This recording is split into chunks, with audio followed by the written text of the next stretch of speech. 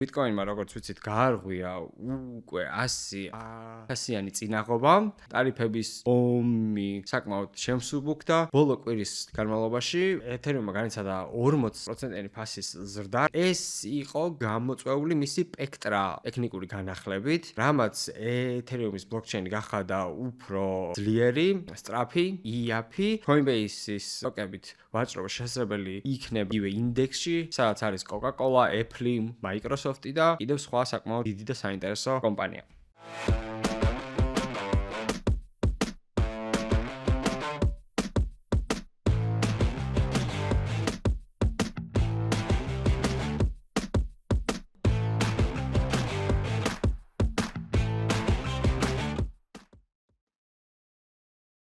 გამარჯობათ, მე ვარ თემო და ეს არის Crypto News-ი Bitnet-თან ერთად. ჩვენ ამ გადაცემას ვწერთ ყოველ კვირას, ასე რომ თუ გაინტერესებთ კრიპტოს შესახებ ახალი ამბები, აუცილებლად გამოვყევით ჩვენს გვერდზე.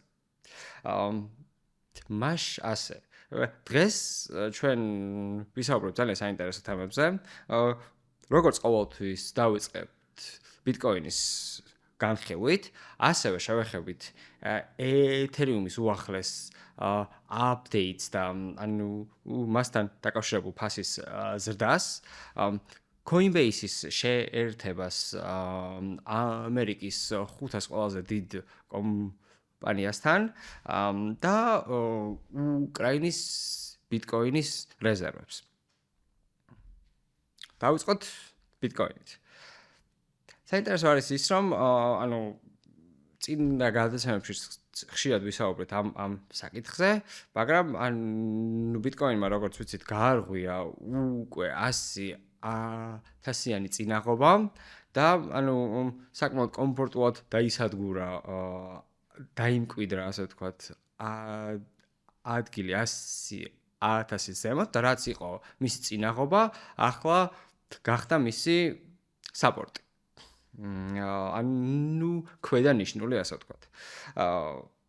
რაც ძალიან საინტერესოა, ეს ჩვენი ტარიფების ომი, საკმაოდ შემსუბუქდა, დაწყრა ყველა არის მშვიდად და ყველა ცდილობს, რომ ასე ვთქვათ, საერთო გადაწყვეტილებას მიაკლიოს, რაც ძალიან საინტერესოა და პოზიტიურად მოქმედებს Bitcoin-ის ფასზე. შემდეგი ნიშნული, რის გარღვევასაც უნდა ველოდოთ, არის 105,000 და ამის შემდეგ შევხედოთ, რას იზავს ჩვენი ყვითელი მეგობარი. რაც შეეხება ეთერიუმს, იმის და მიუხედავად, რომ კრიპტოსამყაროში ის არის ერთ-ერთი ყველაზე მნიშვნელოვანი ფიგურა, არ საუბრობთ ხოლმე ხშირად მაინც და მაინც ეთერიუმზე და ბოლო კვირის განმავლობაში ეთერიუმმა განიცადა 40%-იანი ფასის ზრდა, რაც საკმაოდ დიდი, ასე ვთქვათ, და კარგი მაჩვენებელია ამისთვის.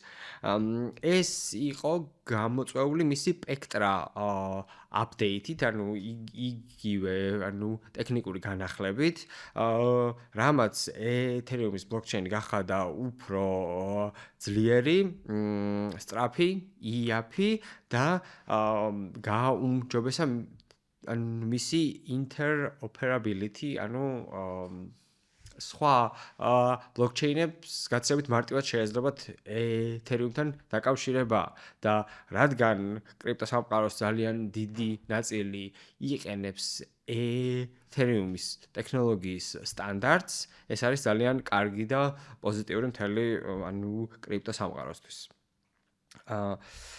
შემდეგი თემა ეს არის Coinbase. როგორც ვიცით, Coinbase არის ყველაზე დიდი კრიპტო ექსჩეინჯი, მაგრამ ამის გარდა ეთერიუმს აქვს ასევე თავისი კომპანია, რომელიც არის ჩვეულებრივად რომლის ვაჭრობა შეიძლება ნიუ-იორკის საფონდო ბირჟაზე. Coinbase-ის stocks ქვია coin და Coinbase უერთდება S&P 500-ს, რომელიც არის ამერიკის ყველაზე დიდი კომპანიების ინდექსი და ანუ Coinbase-ის ასე ვთქვათ სტოკებით ვაჭრობა შესაძლებელი იქნება ანუ იგივე ინდექსში, სადაც არის Coca-Cola, Apple, Microsoft-ი და ანუ კიდევ სხვა საკმაოდ ანუ დიდი და საინტერესო კომპანია. კიდევ ერთი საინტერესო თემა არის ის, რომ არაერთხელ ვახსენეთ ჩვენ გადაცემაში, რომ ანუ ქვეყნები, შტატები, ანუ ბიტკოინის რეზერვის ფორმირება გახდა ერთ-ერთი თანამედროვე, ასე ვთქვათ, სახელმწიფოების ფინანსური სტანდარტი და ეს რა თქმა უნდა ძალიან კარგია. და ამ სტანდარტს უერთდება უკრაინაც. ანუ რაც საკმაოდ ცვლის ანუ ქვეყნის ფინანსურ პოლიტიკას თავიდან ბოლომდე, ну თვითონ უკრაინისთვის ეს გადაწყვეტილება საკმაოდ ლოგიკურია, რადგან ანუ ესეთ ანუ სიტუაციებში და კონფლიქტურ ზონებში საკმაოდ ანუ ჭირს რაღაც ჩვეულებრივი ანუ ტრადიციული ვალუტის მოძრაობა.